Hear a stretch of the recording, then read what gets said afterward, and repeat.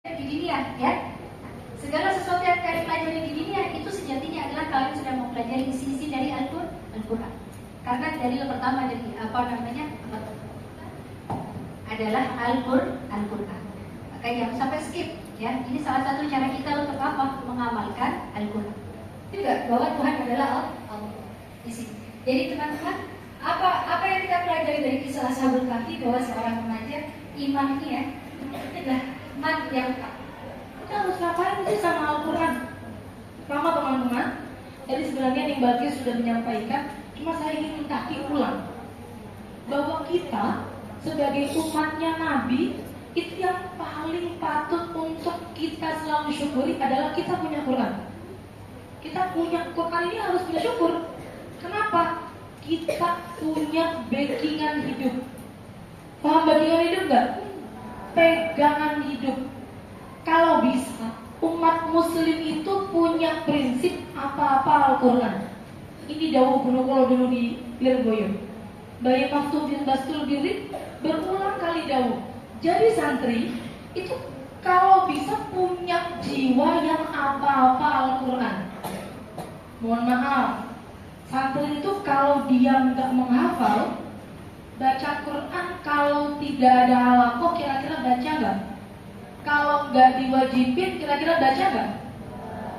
Kayaknya mending nggak baca karena sudah padat jadwalnya, ya kan? Makanya harus dibikin halaqah-halaqah Al-Quran. Di Kahfi tidak? Jam berapa biasanya? Nah di situ ada ceritanya Nabi Musa waktu mau mondok, waktu mau pesantren ke Nabi Khidir. Nabi Musa ngatur sama Nabi Khidir pingin ngaji. Ini adab pertama, santri kalau mau pesantren, kalau mau ngaji matur dulu, sowan dulu. Matur, saya ingin ngaji dengan panjenengan. Jawab Nabi Khidir, kamu gak usah ngaji sama saya. Kamu gak kira kuat ngaji sama saya. Kamu gak kira kuat. Kuat. Nabi Musa meyakinkan, saya masih kuat. Jawab sama Nabi Khidir, pakai batas biru. Kamu gimana mau sabar? Kamu nanti tidak boleh tanya apa yang kamu belum tahu. Pokoknya kamu gak boleh nanya. Jalan ya kan? Jalan pertama, ketemu sama perahu. Perahu gak ngapa-ngapain, bagus-bagus. Tiba-tiba dilobangin sama Nabi Khidir. Dilobang lah perahunya. Nabi Musa sebagai manusia biasa yang gak boleh, padahal kan enak banget ya tinggal surut gitu ya. Sebagai pecinta kerudung instan, saya itu agak tidak terima dengan peraturan itu. Kenapa gak boleh? Kalau panjang menutupi dada, kenapa tidak? Begitu kan? Tapi sebagai seorang santri kita nggak boleh kemudian protes sama peraturan pondok. Ngapain? Kok nggak boleh begini? Kok nggak boleh begitu? Kalau kamu mau mondok, syarat pertama kamu mau mondok harus bisa taat, harus mau manut sama pesantrennya, sama gurunya. Kayak Nabi Musa sama Nabi Khidir. Yang terakhir Nabi Khidir ada bangunan roboh, kemudian dibagusin kembali. Jadi awalnya itu Nabi Musa sama Nabi Khidir masuk suatu kaum ke suatu desa. Desanya itu pelit banget, pelit pol. Saking pelitnya, minta makan tuh minta minum, gak ada yang ngasih. Akhirnya Nabi Khidir ketemu sama rumah, udah hampir roboh tuh, dibenerin sama Nabi Khidir. Nabi Musa dengan spontannya bilang, oh Nabi Khidir, apa kamu ini benerin rumah ini karena pingin minta upah? Nah, karena kita kan lagi lapar, kita kan lagi butuh makan, kita kan lagi butuh upah nih. Kamu benerin ini karena minta upah lah. Itu biasanya benar-benar pelit banget soalnya, pelit pol. Kan memang masuk akal kan? Wong tadi minta gak dikasih, barangkali kalau kita udah melakukan suatu hal yang mungkin mereka bisa ngasih upah gitu loh. Lah ini akhirnya Nabi Musa berpisah dengan Nabi Khidir lewat sini, lewat pertanyaan Nabi Musa yang terakhir kepada Nabi Khidir. Pisah sudah. Ternyata di balik semua itu ada hikmah. yang tidak Nabi Musa ketahui, karena Nabi Khidir itu ilmunya laduni. Hanya Nabi Khidir yang tahu. Nah ini gak kuat Nabi Musa. Maka teman-teman kalau mondok ini pertama kali itu kita siapkan nih mental taat sama guru. Kadang-kadang mohon maaf, santri itu belum sudah gak punya mental taat dulu. Pinginnya apa-apa pingin protes dulu. Pinginnya apa-apa gak terima dulu. Karena dari awal mental santrinya belum terbentuk. Dalam Quran itu begini teman-teman.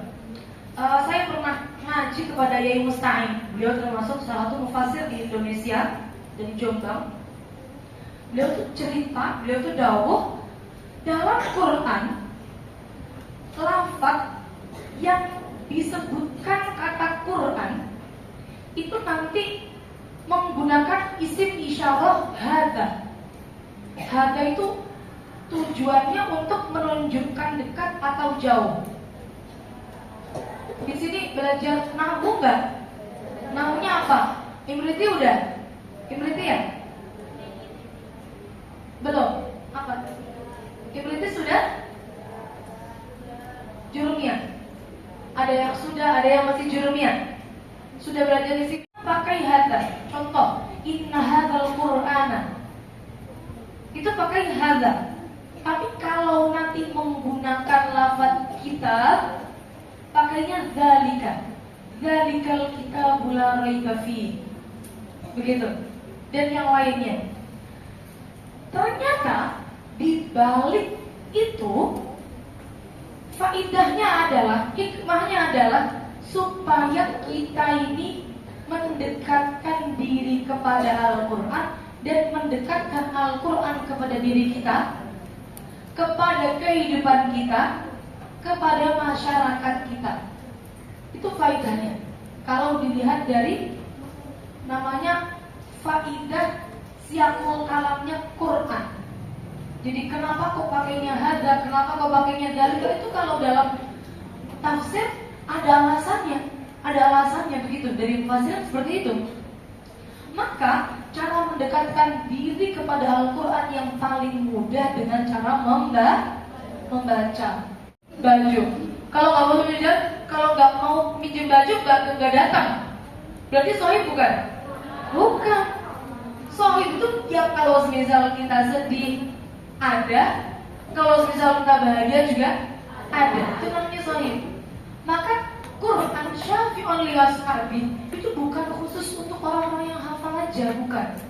Quran itu nanti mensyafaati sohibnya, teman karibnya, sahabat karibnya. Itu bukan untuk khusus yang menghafal aja, bukan. Juga percuma menghafal tapi gak di murojaah, menghafal tapi gak istiqomah murojaah, sama. Bukan sohibnya Al-Quran. Yang sohibnya kayak gimana? Yang rutin ngaji, yang rutin terus menerus bersamai Al-Quran. Begitu.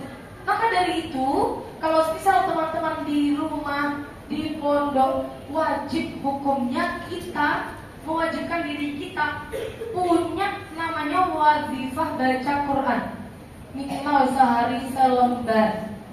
Buat diri kita aja runtut.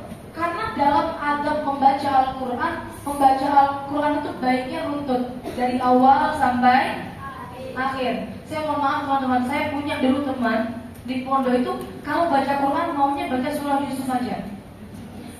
Tadi jenengan baca surah Yusuf itu kalau pas bagus ya nih ya, memang ada faedahnya. Ini kok bukan gara-gara galau nih. Ini kan surah Yusuf aja. Tahu nggak faedahnya buat apa dia pinginnya? Supaya cantik katanya, supaya ketularan yang gantengnya Nabi Yusuf ini, supaya ketularan sama dia. Jadi setiap hari baca Yusuf terus, enggak gitu kan? Termasuk yang bikin hati bersih itu adalah dengan baca Quran. Pernah dimaturkan pernah matur kepada para sahabat. Nabi itu pernah mendawai para sahabat bahwa hati ini bisa berkarat. Dawuh Nabi, hati itu kayak besi, bisa berkarat. Lalu sahabat kan nanya, Nabi terus gimana caranya ngebersihin hati yang karatan, yang udah berkarat, gimana caranya? Caranya ada dua. tilawatul Quran wa dzikrul maut.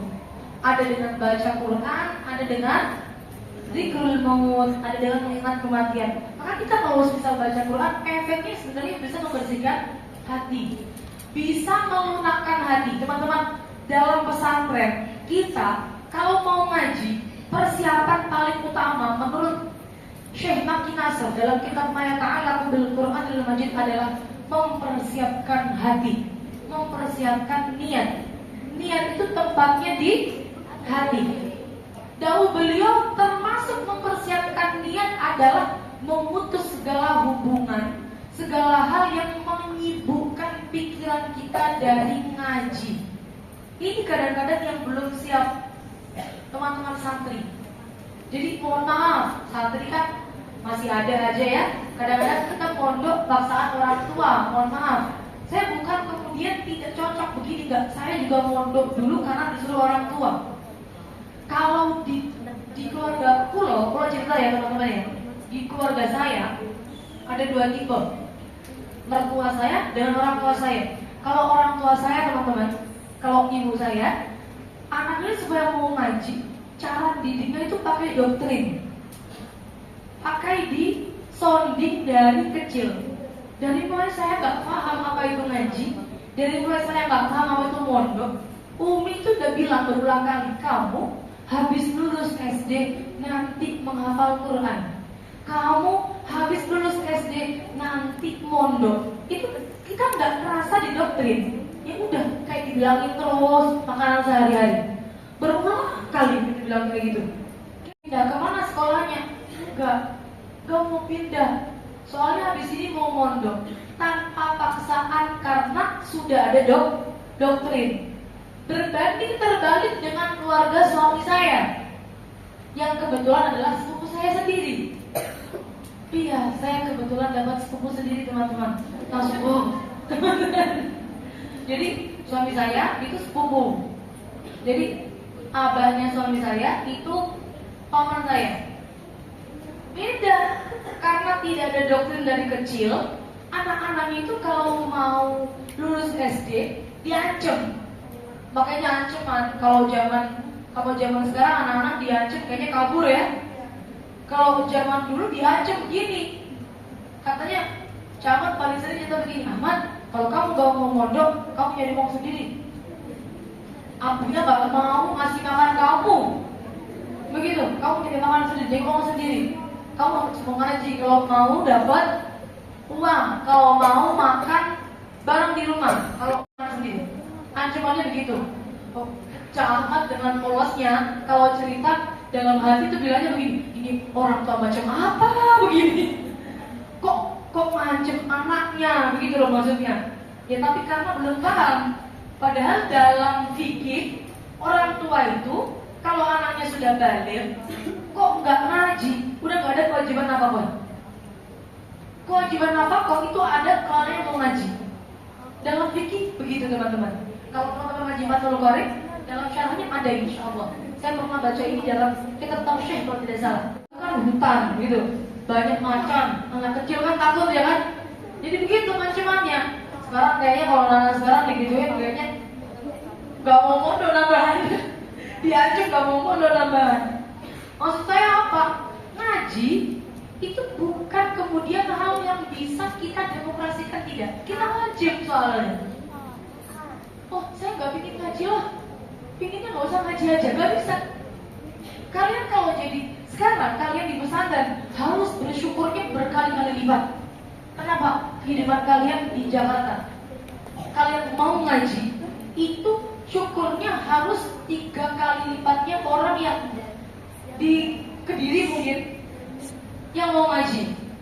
Karena paham kan ya di Jakarta ini lingkungannya bagaimana, pergaulannya bagaimana, mondok apa sih kerennya gitu. Karena kalau di luar kadang-kadang yang dibikin keren, wah aku keren di sini, sekolahku sekolah unggulan begini dan sebagainya kan. Tapi gak usah gak usah pingin. Kita di pondok ini sudah paling benar, sudah memang jalan kita di sini. Tidak boleh demokrasi, gak ada demokrasi kalau di pondok. Wajib hukumnya ngaji. Maka dengan begitu teman-teman, kalau misal sudah di pesantren, kita harus betul-betul matur suwun. Terima kasih, bersyukur sama orang tua. Kalau misal dari awal paksaan nggak apa-apa, lama-lama jadinya nanti terbiasa. Sudah keluar dari pesantren, tiba-tiba kangen-kangen aja. Dulu zaman-zaman di pondok gimana, malah justru terkena begitu. Jadi sebenarnya di pondok kalau awalnya paksaan, teman-teman perlu yang namanya obat hati. Hati itu teman-teman sama kayak tubuh yang lainnya. Kita tubuh misal lagi sakit harus minum obat, harus minum jamu. Sama halnya dengan hati. Hati ini perlu untuk yang namanya kita bersihin dulu kayak badan. Sama persis kayak badan. Kita perlu bersihin dulu. Kita perlu kasih suplemen hati. Ya, supaya hatinya lunak. Lah, pelunak hati itu adalah baca Quran. Ada dalam Quran. Dawuhnya Allah munazzala ahsanal hadithi kitaban mutasyabihan mataniyan. Taksya'iru minhu juludul ladina yakhshawna rabbahum thumma talinu juluduhum wa qulubuhum ila dzikrillah. Jadi dengan baca Quran, hati ini bisa jadi lunak. Paham nggak? Hati lunak itu efeknya apa? Efeknya jauh bermanfaat sekali kalau orang hatinya lunak. Mohon maaf, kadang di pondok atau kadang-kadang kita jangankan di pondok, kita di rumah mau sholat berat, itu tandanya hatinya keras. Dibilangin sama masyayikh, sama guru, kok nggak lalu membat, tandanya hatinya keras. Seperti yang diajarkan Kanjeng Nabi, beliau setiap Ramadan Nabi itu selalu setoran sama malaikat Jibril. Jadi siapa orang paling mulia di dunia ini teman-teman? Siapa orang paling mulia? Nabi Muhammad. Nabi Muhammad, manusia paling mulia adalah Nabi Muhammad. Tapi Nabi Muhammad meskipun paling mulia, ketika malaikat Jibril memberi wahyu dari Allah, membawa wahyu yang dari Allah untuk Nabi berupa Al-Quran, Nabi Muhammad ini mengajarkan kita selalu setor. Nabi Muhammad itu setiap Ramadan setor. Sampai pada akhir hayatnya beliau setor kepada malaikat Jibril 2 kali. Ini mengajarkan apa? Quran. Kalau memang mau dapat manfaat yang kayak tadi, syarat pertama adalah Qurannya harus digurukan. Teman-teman tahu kan, banyak sekarang di luar sana rumah-rumah tahfidz, ya kan? Rumah-rumah Quran yang gurunya tidak ada sanadnya, tidak ada penyambungnya sampai Rasulullah. Jadi harus digurukan kepada guru yang punya sanad muttasil sambung kepada Rasulullah Shallallahu Alaihi Wasallam. Di pondok sini sudah disiapkan guru-guru yang sanadnya nyambung kepada Kanjeng Nabi. Maka teman-teman jangan disia-siakan ngaji sampai hatam, biar Qurannya ini ada sanadnya, dia dapat 2 pahala. Pertama, pahala dia membaca Quran. Kedua, pahala dia kesulitan dalam membaca. Jadi kalau misalnya ada yang menghafal Quran di sini? Ada yang menghafal Quran? Orang menghafal Quran kan nggak kemudian semuanya mudah. Bahkan justru cenderung perlu perjuangan yang susah. Udah dihafalin hilang lagi, dideres juz 1 lancar, pindah juz 2 juz 1-nya hilang, pindah juz 3 1 sampai 2 jadi hilang. Begitulah orang ngafalin Quran sama. Atau ada orang menghafal Quran beda-beda waktunya. Misal 1 hari ini kita kalau mau setoran, kita kalau mau menyetorkan hafalan sehari 1 kaca, gampang-gampang patah. Kamu harus tahu, Allah itu sebenarnya ingin kamu punya pahala yang jauh lebih banyak daripada teman-teman yang lainnya. oh yang lainnya sama Allah cuma dikasih pahala. Coba kalau orang itu gampang menghafalnya, seperempat jam hafal, ya udah habis seperempat jam gak dilamar udah, gak dibaca lagi Qurannya.